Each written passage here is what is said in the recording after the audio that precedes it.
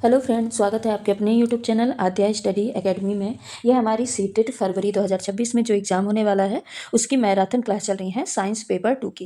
ये marathon classes हैं। आज की हमारी क्लास ये 11वीं मैराथन क्लास है। इसके पहले 10 मैराथन क्लास अपलोड की जा चुकी हैं। उसके अलावा कुछ प्रैक्टिस सेट भी अपलोड किए जा चुके हैं। उन प्रैक्टिस सेट में आपके 2011 से लेकर 2022 तक जो भी इंपॉर्टेंट प्रश्न आए हुए हैं, जो बार बार रिपीट हुए हैं, उन्हीं प्रश्नों की प्रैक्टिस कराई गई है। साथ ही ये जो मैराथन क्लास चलाई जा रही है इसमें हम एनसीईआरटी आधारित प्रश्नों की प्रैक्टिस कर रहे हैं। सारे प्रश्न जो हैं वो आपके एनसीईआरटी बेस्ड पे हैं, क्योंकि अगर आप सीटेट एग्जाम में कुछ आपको ये है कि हमको फर्स्ट अटेम्प्ट में ही सीटेट क्लियर करना है, तो आपको क्या पढ़ना पड़ेगा, एनसीईआरटी पढ़ना पड़ेगा। पूरा एज इट इज़ एनसीईआरटी से ही क्वेश्चन इसमें आते हैं। ठीक है। अगर आपकी सिलेबस की बात की जाए तो सिलेबस में 6 to 8 एनसीईआरटी मेंशन है कि 6वीं से लेकर 8वीं तक के स्टैंडर्ड की आपको साइंस पूछी जाएगी। पर अगर क्वेश्चन के लेवल को देखा जाए तो वो 6वीं से लेके 10वीं तक के स्टैंडर्ड की जो क्वेश्चन का लेवल रहता है वो 10वीं तक चला जाता है, 10th तक आपका चला जाता है। तो यहाँ पे जो मैराथन क्लास में हम क्वेश्चन की प्रैक्टिस करते हैं वो हम 8वीं तक नहीं, वो हम जो उसका लेवल लेते हैं वो लगभग आपके 10वीं तक लेके चलते हैं, ताकि अगर आपके एग्जाम में क्वेश्चन थोड़े टफ भी आते हैं, 2-4 क्वेश्चन ही जाते हैं 10वीं तक लेवल के, तो अगर क्वेश्चन थोड़ा टफ भी आते हैं तो आप उसको इजीली अटेम्प्ट कर पाएँ। यही तो सिलेक्शन का है कि देखिए वैसे ही अगर 30 प्रश्न आ रहे हैं तो 20 से 21 प्रश्न तो हर ही एक बच्चा अटेम्प्ट कर लेता है, आसानी से अटेम्प्ट कर लेता है। जो प्रॉब्लम आती है वो 7 से 8 प्रश्नों में आती है। ठीक है। तो यही 7 से 8 प्रश्न आपको अटेम्प्ट करने हैं और अपना सिलेक्शन, अपना सीटेट क्लियर करना है। ठीक है। तो चलिए स्टार्ट करते हैं आज के सेशन को। देखते हैं हमारा पहला प्रश्न क्या है। दो वस्तुओं के सतहों के बीच घर्षण बल उत्पन्न होता है। अब घर्षण बल क्यों दो वस्तुओं की सतहों के बीच उत्पन्न होता है? सतहों के अणुओं के बीच प्रतिकर्षण के कारण, सतहों के अणुओं के बीच आकर्षण के कारण, अणुओं पर लगने वाले गुरुत्व बल के कारण, या एक और दो दोनों। दो वस्तुओं के जो सतह के बीच घर्षण बल होता है, ये घर्षण बल क्यों लगता है? ठीक, एक मिनट, पेन का थोड़ा कलर चेंज कर लें। हाँ, क्यों लगता है? तो आंसर क्या हो जाएगा, सतह के अणुओं के बीच आकर्षण के कारण। ये तो एक रीज़न है ही है। अगर दो वस्तु संपर्क में आते हैं ना तो उनके बीच में घर्षण बल लगता है। अब घर्षण बल क्यों लगता है? जैसे कोई भी वस्तु है वो पूरी तरीके से चिकनी नहीं होती है। ठीक है। कोई भी वस्तु है वो पूरी तरीके से चिकनी नहीं है, यानी कोई भी वस्तु है वो छोटे छोटे छोटे छोटे पार्टिकल से मिलकर बनी है। अब जब पार्टिकल से मिलकर बनी है तो इन पार्टिकल के बीच में कोई ना कोई तो गैप होगा ही, भले हो वो कम गैप हो या फिर ज़्यादा गैप हो। अगर बड़े पार्टिकल से मिलके बनी है तो गैप ज़्यादा होगा, और बहुत महीन पार्टिकल से मिलके बनी है तो गैप क्या होगा, कम होगा। पर गैप तो होगा ही, जिससे क्या होगा, इनके बीच में खुरदरापन आएगा। क्या आएगा? खुरदुरापन। ठीक है। ये खुरदुरापन के कारण ही जो कण होते हैं, ये एक वस्तु है इसका खुरदुरापन, इसके कण, और ये दूसरी वस्तु है इसके कण, आपस में खुरदुरेपन के कारण जो गैप होता है उसी में फंस जाते हैं। इसी फंसाव को ही क्या बोलते हैं, इसी ये जो फंसाव होता है इसकी वजह से क्या होता है, एक विरोध बल उत्पन्न होता है। कैसा बल? विरोध बल, जो कि ऑपोजिट साइड में लगता है। कैसा लगता है? ऑपोजिट साइड में, विपरीत दिशा में लगता है। इसी को ही, इसी विरोध बल को क्या कहते हैं? इसी विरोध बल को घर्षण बल कहा जाता है। क्या बोला जाता है? घर्षण बल। तो घर्षण बल क्यों उत्पन्न होता है? एक तो सतह के अणुओं के बीच आकर्षण के कारण उत्पन्न होता है, प्रतिकर्षण के कारण नहीं होगा। दूसरा किस कारण से उत्पन्न होगा? खुरदुरापन या फिर असमानता के कारण। किसके कारण? खुरदुरापन, जो दो सतहों के बीच खुरदुरापन होता है उसके कारण, या असमानता के कारण घर्षण बल उत्पन्न होता है। ठीक है। तो इस प्रश्न का आंसर क्या हो जाएगा? Option number 2। अगला प्रश्न है,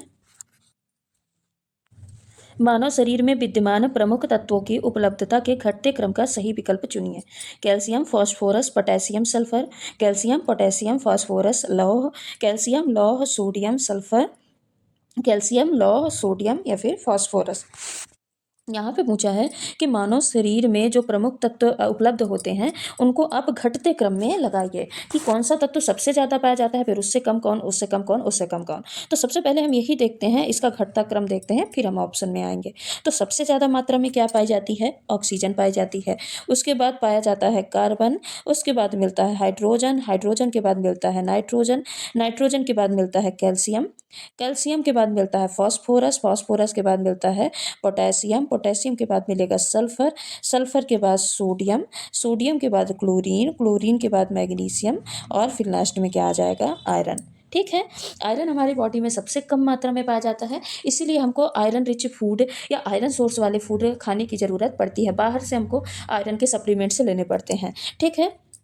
तो देखिए सबसे ज़्यादा क्या होता है? ऑक्सीजन, और सबसे कम क्या होता है? आयरन होता है, लौह होता है। ठीक है। अब हम आते हैं ऑप्शन पे। देखिए पहले क्या दिया है? सभी में कैल्शियम कैल्शियम दिया है, तो ये ऑक्सीजन, कार्बन, हाइड्रोजन, नाइट्रोजन ये तो छोड़ ही देते हैं। आ जाते हैं कैल्शियम से, स्टार्ट करते हैं। तो कैल्शियम इसमें भी है, कैल्शियम इसमें भी है, कैल्शियम इसमें भी है, कैल्शियम इसमें भी है। अब देखिए कैल्शियम के बाद फिर क्या आ जाएगा? फॉस्फोरस आ जाएगा। अब फॉस्फोरस किस में है? तो वैसे तो यहीं से क्लियर हो गया। फिर फॉस्फोरस यहाँ पे है दूसरे नंबर पे। फिर उसके बाद आएगा पोटेशियम, तो उसके बाद पोटेशियम है। फिर उसके बाद आएगा सल्फर। देखिए यहाँ पे कैल्शियम के बाद पोटेशियम दे दिया, जबकि कैल्शियम के बाद क्या होना चाहिए? फॉस्फोरस होना चाहिए। फॉस्फोरस यहाँ पे बाद में दिया है।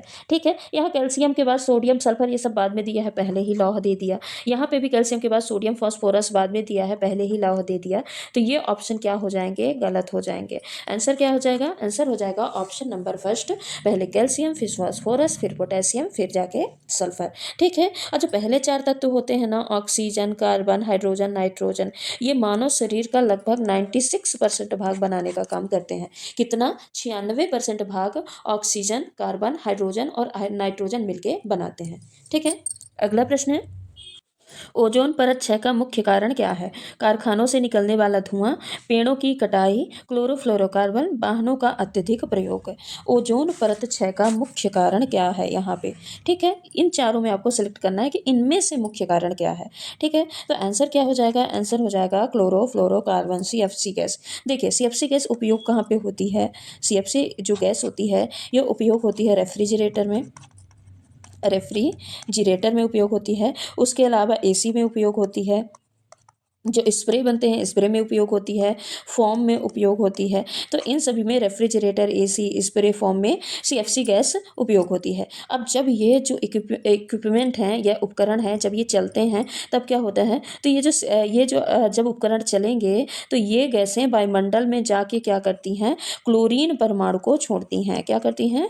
क्लोरीन परमाणु को वायुमंडल में ये क्या करेंगे? एटमॉस्फेयर में छोड़ेंगी। ठीक है। और क्लोरीन ओजोन को, जो O3 परत है उसको तोड़ देता है, जिससे कि ओजोन परत पतली हो जाती है। ध्यान से समझिएगा। CFC गैस किस में उपयोग होती है? क्लोरोफ्लोरोकार्बन, रेफ्रिजरेटर, AC में, स्प्रे में, फोम में उपयोग होती है। और जब ये गैसें निकलती हैं ना तो ये क्या करती हैं? वायुमंडल में, एटमॉस्फेयर में ये क्लोरीन परमाणु को छोड़ने का काम करती हैं। और ये जो क्लोरीन परमाणु है ये जाता है तो O3 यानी ओजोन परत को क्या कर देता है? तोड़ देता है, जिससे धीरे धीरे जो ओजोन परत है वो पतली होती जाती है।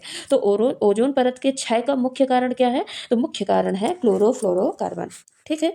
अगला प्रश्न है, सभी चालकों की चालकता ताप बढ़ने पर बढ़ती है तथा ताप बढ़ाने पर अर्धचालकों की चालकता में क्या प्रभाव पड़ता है?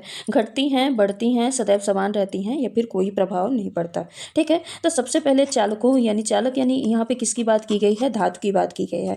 तो धातुओं की चालकता जैसे ही ताप बढ़ाते हैं, ताप इंक्रीज होती है तो चालकता भी क्या हो जाती है? इंक्रीज हो जाती है। ठीक है। जैसे ही ताप बढ़ाते हैं तो उसकी चालकता भी बढ़ती जाती है।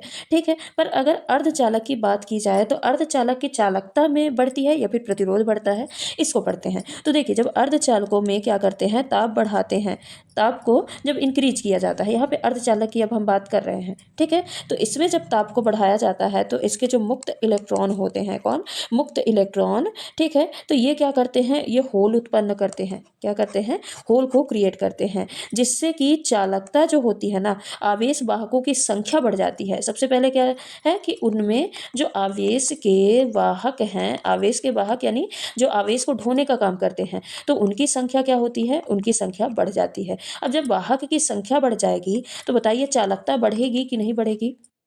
चालकता बढ़ेगी कि घटेगी? तो चालकता क्या हो जाती है? बढ़ जाती है। ठीक है। प्रतिरोध घट जाता है। प्रतिरोध क्या होता है? प्रतिरोध जो है, प्रतिरोध क्या होता है? घट जाता है। अब मान लेते हैं ये चार सामान है, चार सामान है। ठीक है। 6 सामान हैं, इनको क्या करना है? 6 लोगों को ही लेके जाना है, पर इनकी आपस में लड़ाई है। सिर्फ 2 ही लोग एग्री हैं पहले कि हम क्या करेंगे? इस सामान को ले जाएंगे। तो अगर 2 लोग ले जाएंगे तो 1 बार, 2 बार, 3 बार में सामान जाएगा। अगर 6 लोग ले जाएंगे तो एक ही बार में सामान चला जाएगा कि नहीं जाएगा?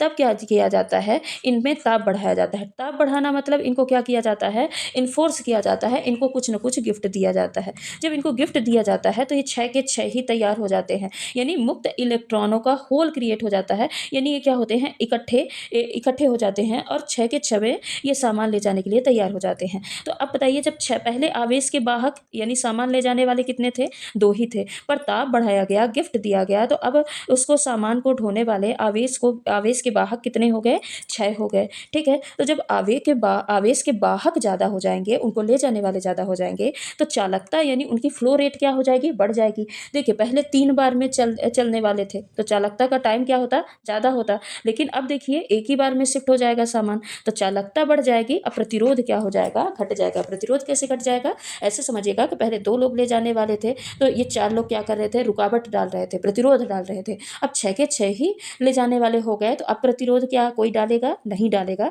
तो प्रतिरोध क्या हो गया, घट गया, और चालकता क्या हो गई, बढ़ गई। ठीक है, तो आंसर क्या हो जाएगा, आंसर हो जाएगा, यहाँ पे चालकता पूछा है तो चालकता बढ़ जाती है, अगर प्रतिरोध पूछा होता है तो प्रतिरोध क्या होता है, घट जाता है।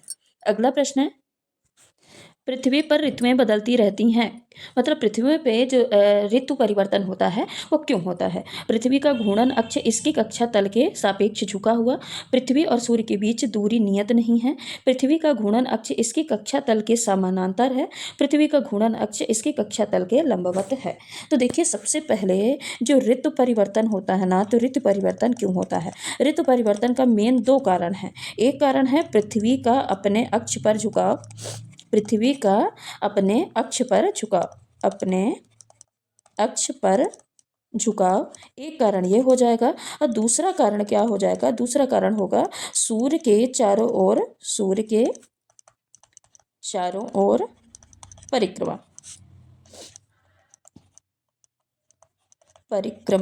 ठीक है, ये 2 कारण होंगे ऋतु परिवर्तन के। अब कैसे, देखिए, पृथ्वी अपने अक्ष पे या अपनी धुरी पे लगभग कितनी झुकी है, तो 23.5, कितना, 23.5 डिग्री का इसमें झुकाव होता है। अब जो सूर्य है, और पृथ्वी सूर्य के सन है, सन के चारों तरफ क्या करती है, चक्कर भी लगाती रहती है। ठीक है, तो एक तो वो अपने अक्ष पे झुकी है, दूसरा वो सूर्य के क्या है, चारों तरफ परिक्रमा करती रहती है, चक्कर लगाती रहती है। तो धुरी पे झुकाव होने के कारण और सूर्य पे परिक्रमा करने के कारण जो सूर्य की किरण है ना, वो पृथ्वी पे कहीं पे सीधी पड़ती है, कहीं पे किरण सीधी पड़ी और कहीं पे किरण तिरछी पड़ती है। ठीक है, एक समान किरण उसमें सूर्य की पृथ्वी पे नहीं पड़ती है। अब जहाँ पे सीधी किरण पड़ी, जहाँ जिस क्षेत्र में सीधी किरण पड़ेगी वहाँ पे क्या आ जाएगी, गर्मी का माहौल आ जाएगा, यानी गर्मी का ऋतु आ जाएगा। और जहाँ पे किरण तिरछी पड़ेगी वहाँ पे कैसा ऋतु आ जाएगा, वहाँ पे ठंडी का ऋतु आ जाएगा। ठीक है, तो क्या होता है, ऋतु परिवर्तन के 2 कारण होते हैं, एक पृथ्वी अपने अक्ष पे झुकी हुई है 23.5 डिग्री, दूसरा पृथ्वी सूर्य के चारों ओर परिक्रमा कर रही है। अब झुकाव भी है, परिक्रमा भी कर रही है, जिसके कारण से सूर्य की कहीं पे किरण सीधी पड़ेगी, कहीं पे किरण तिरछी पड़ती है पृथ्वी पर। जहाँ पे सीधी किरण पड़ेगी वहाँ पे गर्मी होगी, और जहाँ पे तिरछी किरण पड़ेगी वहाँ पे कैसा हो जाएगा, ठंडी का मौसम आ जाएगा। तो यहाँ पे आंसर क्या हो जाएगा, पृथ्वी और सूर्य के बीच नियत दूरी, ये तो कैसे हो नहीं सकता, इसकी कक्षा तल के समानांतर है, नहीं, पृथ्वी का घूर्णन अक्ष इसकी कक्षा तल के लंबवत है, नहीं, पृथ्वी का घूर्णन अक्ष इसके कक्षा तल के सापेक्ष झुका हुआ है, तो 23.5 डिग्री क्या है, झुका हुआ है। फर्स्ट नंबर हमारा क्या हो जाएगा, करेक्ट आंसर हो जाएगा। अगला प्रश्न है, नीचे दिए गए कथनों को पढ़िए और सही विकल्प का चयन कीजिए। ये सीटेट जनवरी 2022 में पूछा गया प्रश्न है। अभिकथन पहला क्या दिया है, चंद्रमा का एक ही मुख सदैव पृथ्वी के सम्मुख होता है। ठीक है, कारण क्या दिया है, पृथ्वी के इर्द गिर्द परिक्रमण करने के साथ ही साथ चंद्रमा अपनी धुरी पर एक घूर्णन पूरा करता है। तो क्या बताइए, चंद्रमा का एक मुख ही सदैव पृथ्वी के सम्मुख होता है, तो ये बिल्कुल करेक्ट है, क्योंकि देखिए, अगर कोई ये पृथ्वी है और इसके चारों तरफ मान लेते हैं क्या है, चंद्रमा परिक्रमा कर रहा है। ठीक है, तो उसका सिर्फ एक ही फेस ना हमेशा पृथ्वी के सामने होगा। ठीक है, सभी फेस तो नहीं होंगे, तो चंद्रमा का एक ही मुख सदैव पृथ्वी के सम्मुख होता है, ये बिल्कुल सही है। और पृथ्वी के इर्द गिर्द परिक्रमण करने के साथ ही साथ चंद्रमा अपनी धुरी पे भी एक घूर्णन पूरा करता है, तो ये भी करेक्ट आंसर हो जाएगा। अब ऑप्शन क्या दिया है, ए आर दोनों सही हैं, आर ए की सही व्याख्या करता है, ए आर दोनों सही हैं लेकिन आर ए की सही व्याख्या नहीं करता है, ए सही है लेकिन आर गलत है, ए गलत है लेकिन आर सही है। तो अभी हमने देखा दोनों स्टेटमेंट बिल्कुल सही हैं और आर ए की बिल्कुल करेक्ट व्याख्या करता है। तो आंसर क्या हो जाएगा, आंसर हो जाएगा ऑप्शन नंबर फर्स्ट। अगला प्रश्न है, भूस्खलन को नियंत्रित करने के लिए निम्नलिखित में से न्यूनीकरण क्रिया विधि कौन सी नहीं है। यानी इनमें से 3 जो विधि हैं वो भूस्खलन को नियंत्रित करने के लिए एक विधि है, लेकिन एक जो विधि है वो विधि नहीं है, भूस्खलन को कम करने की एक विधि नहीं है। ऑप्शन है भूस्खलन को रोकने के लिए वनस्पति आवरण को कम करना, भूस्खलन की गतिशीलता को नियंत्रित करने के लिए सतही अपवाह तंत्र का नियंत्रण सुनिश्चित करना, भूस्खलन प्रवण क्षेत्रों की पहचान के लिए संकट मानचित्रण करना, भूमि को खिसकने से बचाने के लिए प्रतिधारी दीवार का निर्माण करना। ठीक है, तो भूस्खलन यानी मिट्टी का जो बहाव होता है उसको रोकने के लिए क्या करना चाहिए, कौन सा कारण नहीं है, 3 कारण है, एक नहीं करना चाहिए। तो क्या हो जाएगा, आंसर हो जाएगा भूस्खलन को रोकने के लिए वनस्पति आवरण को कम करना। वनस्पति आवरण को कम करना, देखिए जो पेड़ पौधे होते हैं ना, पेड़ पौधे क्या करते हैं, ये जड़ों से मिट्टी को बांध के रखते हैं, जड़ों से क्या करते हैं, मृदा को बांध कर रखते हैं।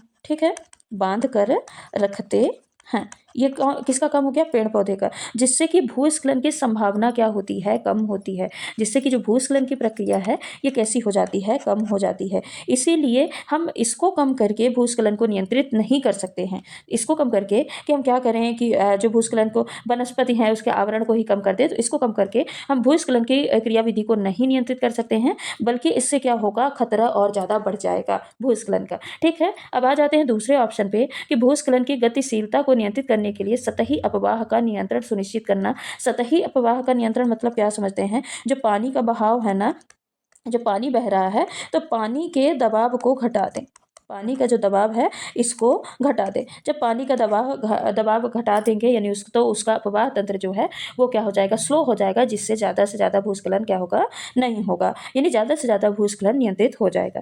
तीसरा, भूस्खलन प्रवण क्षेत्रों की पहचान के लिए संकट मानचित्रण। संकट मानचित्रण मतलब जो जोखिम वाले क्षेत्र हैं ना, जो भी जोखिम वाले क्षेत्र हैं उन क्षेत्रों की पहचान करना।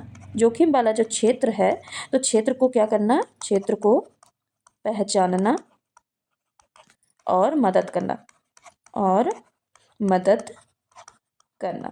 ठीक है, भूमि को खिसकने से बचाने के लिए प्रतिधारी दीवार का निर्माण करना, यानी ढलान का सहारा देके हम क्या करेंगे, ढलान का सहारा देके खिसकाव को रोकती है। ठीक है, अगर मान लीजिए कहीं पे ऐसे भूमि में ढलान है तो यहाँ पे हम कुछ कोई सी दीवार बना देंगे, यानी उनको सहारा दे देंगे, जिससे जो भी मिट्टी बह के आएगी तो यहीं पे रुक जाएगी। तो यानी ढलान को सहारा देकर खिसकाव को रोका जा सकता है। तो ये 3 विधियाँ तो हैं भूस्खलन को नियंत्रित करने की, सिर्फ एक नहीं है। आंसर क्या हो जाएगा, भूस्खलन को रोकने के लिए वनस्पति आवरण को कम करना। ठीक, अगला प्रश्न है, कक्षा 8 को क्लिनिकल थर्मामीटर पढ़ने का सही तरीका बताते समय नेहा बरती जाने वाली निम्नलिखित आवश्यक सावधानियों का उल्लेख करती है। कौन सी सावधानी सही नहीं है, सीटेट जुलाई 2013 में पूछा गया प्रश्न है। यानी नेहा एक टीचर है जो कि क्लिनिकल थर्मामीटर कक्षा 8 को पढ़ा रही है। वो क्लिनिकल थर्मामीटर को सही तरीके से कैसा उपयोग करना चाहिए, कौन कौन सी सावधानी बरतनी चाहिए, इसके बारे में बताती है। अब 4 यहाँ पे सावधानी दी है, इनमें से कौन सी सावधानी नहीं है। ठीक है, तो पहला क्या हो जाएगा, अब थोड़ा सा क्वेश्चन को ऐसे कर देते हैं ताकि ऑप्शन अच्छे से दिखे। ठीक है, पहला ऑप्शन क्या है, थर्मामीटर के प्रयोग से पहले और बाद में गर्म पानी से धोना चाहिए। दूसरा, थर्मामीटर को पढ़ते समय उससे बल्ब की तरफ से नहीं पकड़ना चाहिए। थर्मामीटर का प्रयोग करने से पहले यह सुनिश्चित कर लें कि उसका मरकरी स्तर 35 डिग्री सेल्सियस से कम है। थर्मामीटर के मरकरी स्तर को दृष्टि रेखा के स्तर से ला कर पठन करें। ठीक है, ये 4 ऑप्शन है, बताइए इनमें से कौन सा उसको सावधानी जो बरतनी चाहिए ये सावधानी नहीं है। तो आंसर क्या हो जाएगा, आंसर है थर्मामीटर को प्रयोग से पहले और बाद में गर्म पानी से धोना चाहिए। ये कोई सावधानी नहीं है, ये क्या है, एक स्वच्छता से रिलेटेड आप बोल सकते हैं, पर ये कोई सावधानी नहीं है। बाकी पढ़ते समय उसे बल्ब की तरफ से नहीं पकड़ना चाहिए, ये ध्यान रखना चाहिए। उसका मरकरी का जो टेम्परेचर स्तर हो कितना हो, 35 डिग्री सेल्सियस से कम होना चाहिए। थर्मामीटर के मरकरी स्तर को दृष्टि रेखा स्तर के में लाकर ही पढ़ना चाहिए। ठीक है, तो आंसर क्या हो जाएगा इस प्रश्न का, ऑप्शन नंबर फर्स्ट। अगला प्रश्न है, आपको एक अवतल दर्पण, एक अवतल लेंस, एक उत्तल दर्पण और एक उत्तल लेंस दिया गया है। किसी बिंब का विपरीत प्रतिबिंब प्राप्त करने के लिए आप उपयोग कर सकते हैं या तो, सीटेट जुलाई 2013 में ही पूछा गया प्रश्न है, अवतल लेंस अथवा उत्तल लेंस, अवतल दर्पण अथवा उत्तल दर्पण, अवतल दर्पण अथवा अवतल लेंस, अवतल दर्पण अथवा उत्तल लेंस। ठीक है, सबसे पहले आप ये समझिए कि विपरीत प्रतिबिंब क्या होता है। विपरीत प्रतिबिंब मतलब उल्टा इमेज, उल्टा इमेज बनाने के लिए, उल्टा प्रतिबिंब बनाने के लिए आपको 4 चीज़ें दिया है। अवतल दर्पण, अवतल लेंस, उत्तल दर्पण, उत्तल लेंस। इन चारों में से आप किसको सेलेक्ट करेंगे जिससे कि आपके उल्टा इमेज बने। ठीक है, तो सबसे पहले स्टार्ट ही अवतल दर्पण से करते हैं। ये है एक अवतल दर्पण। अवतल दर्पण में इन्फिनिटी है, सेंटर ऑफ कर्वेचर है, और यहाँ पे क्या है, फोकस दूरी है, और ये क्या है, पोल है। ठीक है, तो अगर यहाँ पे हम इन्फिनिटी पे कोई वस्तु को रखते हैं तो इसकी इमेज कहाँ पे बनती है, फोकस पे बनती है। ठीक है, और उल्टी बनती है। तो ये फर्स्ट नंबर की वस्तु हो गई। दूसरी वस्तु रखते हैं अनंत और सेंटर ऑफ कर्वेचर के बीच में, तो दूसरी इमेज कहाँ पे बनेगी, दूसरी इमेज बनेगी, ये फर्स्ट इमेज थी, फोकस और सेंटर ऑफ कर्वेचर के बीच में। तीसरी इमेज हम रखते हैं सेंटर ऑफ कर्वेचर पे, तो तीसरी इमेज कहाँ पे बनेगी, सेंटर ऑफ कर्वेचर पे बनेगी। चौथी वस्तु हम रखते हैं सेंटर ऑफ कर्वेचर और फोकस के बीच में, तो चौथी इमेज कहाँ पे बनेगी, सेंटर ऑफ कर्वेचर और अनंत के बीच में बनेगी। पांचवी वस्तु हम रखते हैं फोकस पे, तो पांचवी जो इमेज बनेगी, पांचवी इमेज कहाँ पे बनेगी, इन्फिनिटी पे बनेगी। ठीक है, ये पांचवी इमेज है। ठीक है, और ये सारी इमेज किधर बन रही हैं, जिधर वस्तु रखी जाती है उसी डायरेक्शन में बन रही हैं। तो सारे जो प्रतिबिंब होंगे कैसे होंगे, एक तो नीचे की तरफ बन रहे हैं तो सारे प्रतिबिंब कैसे होंगे, उल्टा होंगे। ठीक है, और सारे प्रतिबिंब कैसे होंगे, वास्तविक होंगे। जिधर वस्तु रखी हो उधर ही प्रतिबिंब बने तो उस प्रतिबिंब को क्या बोलते हैं, वास्तविक या फिर रियल इमेज कही जाती है। अब जो 1 नंबर और 2 नंबर की जो इमेज है ना, ये कैसे हैं, वस्तु से छोटे हैं। ठीक है, तीसरे नंबर की जो इमेज है ये वस्तु के बराबर है, बराबर। और चौथे और पांचवें नंबर की जो इमेज है ये वस्तु से कैसी है, बड़ी है। और पांचवें नंबर की जो इमेज है ये सबसे बड़ी है। क्या है, सबसे बड़ी है। ठीक है, ये किसकी बात हो रही थी, ये हो रही थी अवतल दर्पण की, अवतल दर्पण की। तो यानी जो अवतल दर्पण होता है उसमें कैसा प्रतिबिंब निर्मित होता है, उल्टा प्रतिबिंब निर्मित होता है। एक कंडीशन और है, अगर फोकस दूरी और पोल के बीच में छठी वस्तु रखेंगे तो इसका जो प्रतिबिंब बनेगा कहाँ बनेगा, दर्पण के इस पार बनेगा। ये प्रतिबिंब कैसा बनेगा, दर्पण के इस पार। और दर्पण के इस पार बना है तो इसीलिए ये प्रतिबिंब कैसा होगा, आभासी होगा। आभासी के साथ साथ वस्तु से बड़ा होगा पर सबसे बड़ा नहीं होगा। और कैसा होगा, सीधा होगा। कैसा होगा, सीधा होगा। बाकी अवतल दर्पण में जो इमेज बनते हैं सारे कैसे होते हैं, उल्टे होते हैं। तो एक तो बात ये क्लियर हो गई कि विपरीत प्रतिबिंब यानी जो उल्टा प्रतिबिंब है वो किसमें निर्मित होगा, अवतल दर्पण में निर्मित होगा।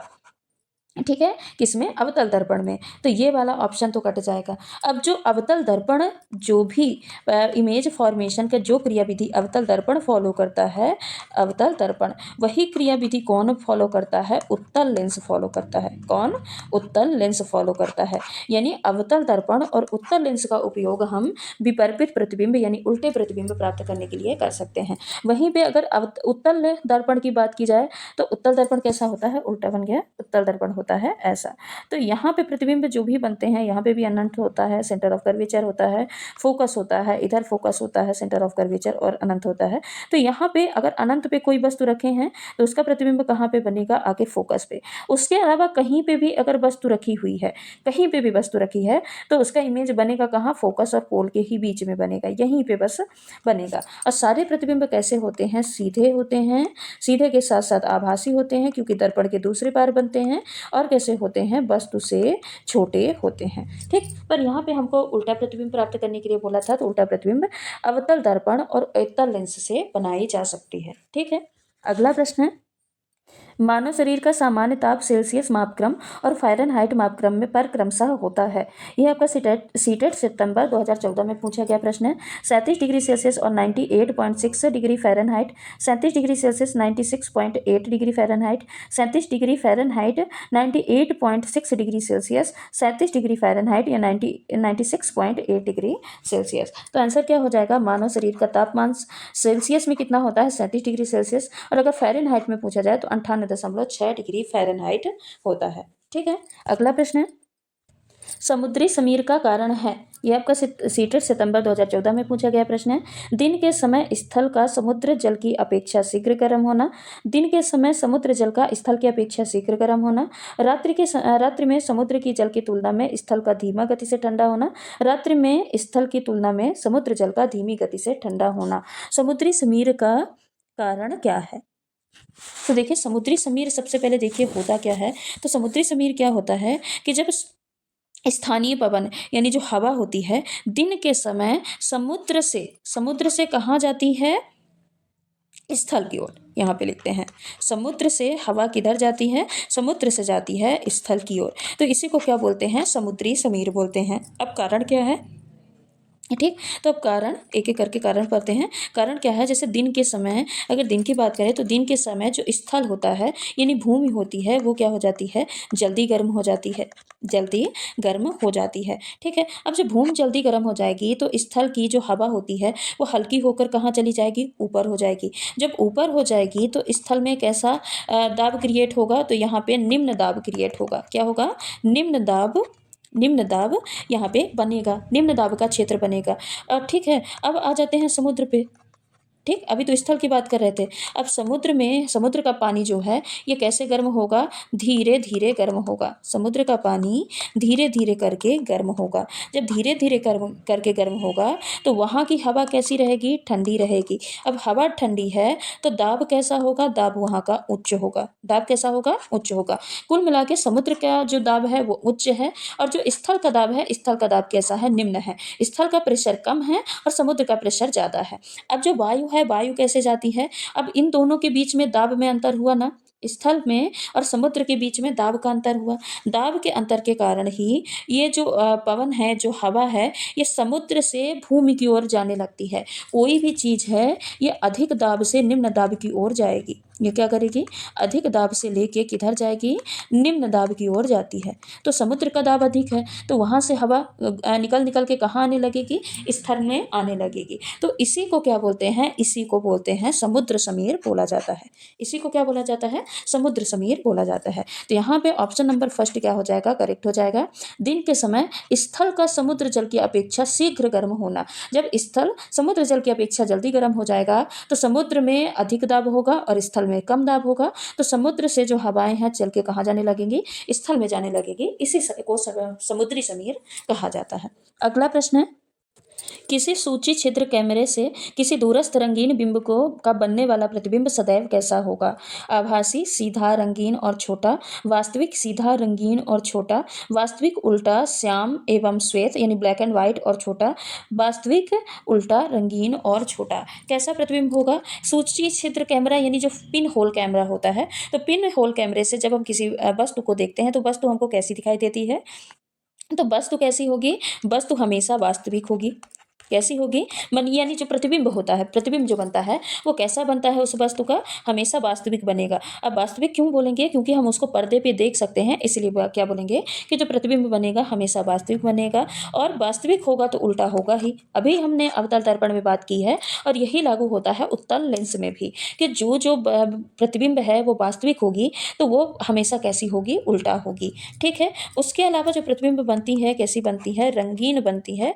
वस्तु के रंग वैसे के ही वैसे रहते हैं, जिस रंग की वस्तु रहेगी उसी रंग की उसकी प्रतिबिंब आएगी, उसी रंग की उसकी फोटो आएगी। और जो प्रतिबिंब होगी हमेशा कैसी बनेगी, हमेशा बनेगी छोटा, यानी एक छोटी सी इमेज का फॉर्मेशन करके देगा। अब देखिए ये चारों चीज़ें किस ऑप्शन में दी हुई हैं, तो वास्तविक, आभासी ये कट जाएगा, वास्तविक वास्तविक वास्तविक, उसके बाद उल्टा, यहाँ पे सीधा दिया है, उल्टा उल्टा, रंगीन, यहाँ पे श्याम श्वेत यानी ब्लैक एंड व्हाइट दिया है। तो आंसर क्या हो जाएगा, ऑप्शन नंबर 4 आ जाएगा कि वास्तविक होगा, उल्टा होगा, रंगीन होगा और छोटा होगा। अगला प्रश्न है, मानव नेत्र में शलाकाओं और शंकुओं के विषय में सही कथन का चयन कीजिए। सीटेट फरवरी 2015 में पूछा गया प्रश्न। शंकु मंद प्रकाश के लिए सुग्राही होते हैं, शलाकाएं तीव्र प्रकाश के लिए सुग्राही होती हैं। शंकु तीव्र प्रकाश के लिए सुग्राही होते हैं, शलाकाएं रंगों की अनुभूति के लिए होती हैं। यहाँ पे पूछा है शलाकाओं और शंकुओं के विषय में सही कथन का चयन कीजिए। तो बताइए शलाका कोशिका क्या होती है, शलाका कोशिका, शलाका कोशिका को और क्या बोलते हैं, इसको बोलते हैं रॉड सेल्स। तो रॉड सेल्स क्या होती हैं, ये कम रोशनी पे काम करती हैं। कम रोशनी यानी ये रात के समय ज़्यादा काम करती हैं। जब हम आंखें फाड़ फाड़ के देखते हैं ना तो हम शलाका कोशिकाओं पे ही फोर्स कर रहे होते हैं। साथ ही ये काला सफ़ेद यानी जो ब्लैक एंड वाइट होता है, काला सफ़ेद देखने में मदद करती हैं, ये काला सफ़ेद दिखाती हैं। ठीक है, यानी कम रोशनी में यानी ये रात के समय काम करती हैं। ठीक, ये शलाका कोशिका जिसको रॉड सेल बोलते हैं। दूसरा आ गए कोन सेल जिसको शंकु कोशिका बोला जाता है। तो कोन सेल ये तेज रोशनी में काम करती हैं, तेज रोशनी यानी दिन के समय काम करती हैं। ये वस्तु को रंगीन दिखाती हैं, कलरफुल दिखाती हैं, साथ ही ये दिन के समय में स्पष्ट देखने में मदद करती हैं।